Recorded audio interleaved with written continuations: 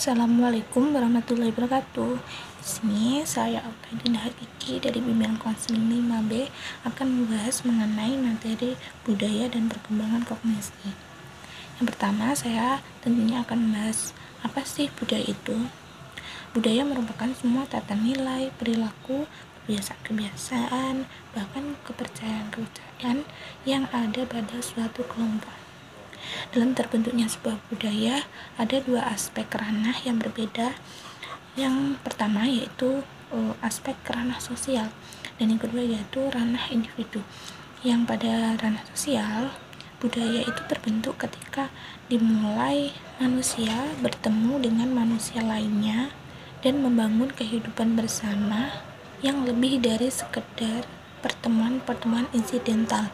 Insidental itu merupakan pertemuan-pertemuan yang dimana tempat dan waktu yang telah ditentukan. Dari pertemuan tersebut diadakanlah aturan-aturan, nilai-nilai, bahkan kepercayaan eksidental atau kepercayaan gaib lah istilahnya, yang semuanya berpengaruh sekaligus menjadi kerangka perilaku dari individu-individu yang masuk dalam kehidupan bersama. Itulah budaya terbentuk pada ranah sosial. Berbeda lagi pada ranah individu, di mana pada ranah individu budaya diawali ketika adanya pertemuan individu satu dengan individu yang lain. Tujuannya untuk membangun kehidupan bersama, di mana individu-individu tersebut memiliki budayanya masing-masing dan saling memberi pengaruh. Ketika budaya sudah terbentuk, setiap individu merupakan agen-agen budaya yang memberi keunikan, membawa perubahan sekaligus penyebar budayanya itu sendiri. Individu-individu membawa budayanya pada suatu tempat dan situasi kehidupan, sekaligus mengamati dan belajar budaya lain dari individu-individu lain yang berinteraksi dengannya. Dari sini terlihat bahwa budaya itu sangat berpengaruh pada perilaku dan pola pikir individu atau aspek kognitif. Pembahasan yang kedua yaitu kognisi. Kognisi mencakup seluruh proses mental yang mengubah masukan-masukan dari indera menjadi pengetahuan. Lalu ada aspek kognisi yang dimana ini ada keterkaitannya dengan lintas budaya atau budaya itu sendiri. Kita akan langsung masuk pada hubungan antara budaya dan perkembangan kognisi. Yang pertama, ada 3 aspek yang akan berpengaruh pada budaya itu sendiri. Yang pertama, aspek kategorisasi atau pengelompokan, dan yang kedua yaitu memori, dan yang ketiga yaitu problem solving atau pemecahan masalah. Yang pertama, budaya dan memori. Memori sendiri ialah proses pengolahan informasi dalam kognitif yang meliputi pengkodean, penyimpanan, pemanggilan kembali informasi-informasi tersebut. Memori itu sendiri yang biasa kita sebut dengan daya ingat atau daya kekuatan dalam mengingat. Lalu apa hubungannya dengan budaya dan daya ingat itu sendiri? Ternyata dalam sumber yang saya temukan, ternyata ada peneliti yang dimana dia meneliti daya ingat pelajar Amerika dan Ghania. Peneliti tersebut yaitu Ross dan Milson, di mana dalam penelitian tersebut ternyata Ross dan Milson dia langsung bereksperimen terhadap anak Amerika dan anak Ghania, di mana Ross dan Milson ini membacakan cerita dengan suara yang keras dan membandingkan bahwa pelajar Ghania secara umum dapat mengingat isi cerita lebih baik daripada pelajar Amerika. Ini berarti salah satu bentuk bahwa budaya itu memang berpengaruh pada perkembangan kognisi seseorang individu. Yang kedua yaitu budaya dan problem solving atau pemecahan masalah. Problem solving atau pemecahan masalah ini merupakan usaha yang digunakan untuk menemukan urutan yang benar, alternatif penyelesaian suatu masalah dengan mengarah pada satu tujuan pemecahan masalah yang ada. Dan dalam budaya dan problem solving ini tidak jauh berbeda dengan budaya dan memori.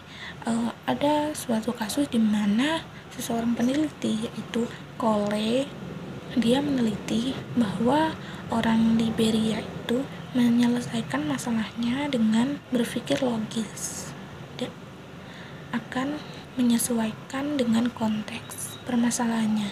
Ketika masalah yang diberikan merupakan sebuah konsep dan menggunakan material yang mereka kenal, maka orang Liberia ini akan mampu berpikir logis sama baiknya dengan orang Amerika.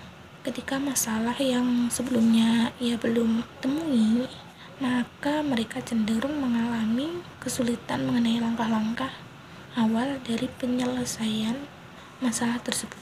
Dalam perbandingan ini, si peneliti menemukan bahwa orang Liberia mempunyai problem solving yang lebih rendah daripada orang Amerika.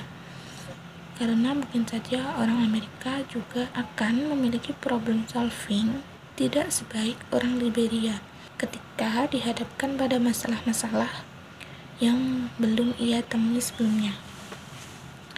Jadi dalam pembahasan kali ini, dalam konteks budaya dan perkembangan kognisi, ternyata keduanya ini memiliki hubungan yang dimana setiap budaya itu memiliki tingkat perkembangan kognisi yang berbeda, karena ada mungkin karena adanya pengaruh lingkungan yang masuk, pengaruh internal yang masuk, yang membuat dalam setiap budaya itu memiliki perkembangan kognitif yang berbeda.